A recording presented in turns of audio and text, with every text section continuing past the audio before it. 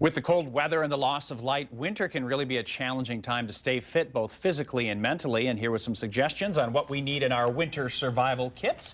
UW Health clinical psychologist Dr. Shyla Mergain. And Shyla, we saw earlier, Kate Pavish, there's a survival kit in the car, but it's good for us. It's hard this time of year, and we need one for our minds. Yeah, don't we? Lots of cold weather, snow, lack of sunlight ahead. It can really make it tough, and we're prone to getting into a funk. So creating our own winter survival kit can help us, instead of just surviving, really thriving during this time of year, and maybe even discover some unexpected wonders within ourselves, like the philosopher Albert Camus said when he experienced this. He said, "Oh, in the midst of winter, I found that within myself, I discovered that there was an invincible summer." Right, there you go, beautiful, and that's the right mindset, right? Yeah, is your first point. exactly. Right, so if we can't get out of it, it's best to learn how to get really into it. And one of the ways we can do this is by learning to appreciate the unique aspects of this season and plan for some things that we can do that would really bring us joy, something we can look forward to, and plan it out each month during the winter. That can really give us a much needed boost. Right, your next point was to be active and stay connected, and that's one way to do it. And then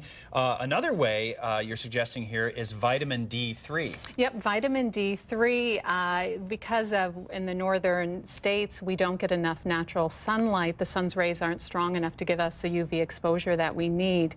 So we want to take a supplement maybe. The national recommendation is 1,000 international units daily. Okay. May need more, may need less. And then also fish and mushrooms are really natural ways to get that as well. So I love salmon and mushrooms, so that's a good way to get that D3. And finally, for some people, light therapy really helps. I mean, there are lights, or some people wear like a visor type thing. How does that work? Yeah, talk to your physician if you're struggling, for example, with seasonal affective disorder. Having a light bulb that's bright, that mimics the sunlight, it's a special form of light therapy, a light box, and use it at least 20 minutes a day, and don't look directly into the sunlight. That's into the light box. That's important too. That's right. Another great motivator always is spring, that it's not that far away. It'll be here before we know it, right? Yeah. And with that toolkit, we can really keep thriving during these long winter months ahead. Great suggestions, and I want to let you know that Shyla does have a couple of articles that she's put together on the UW Health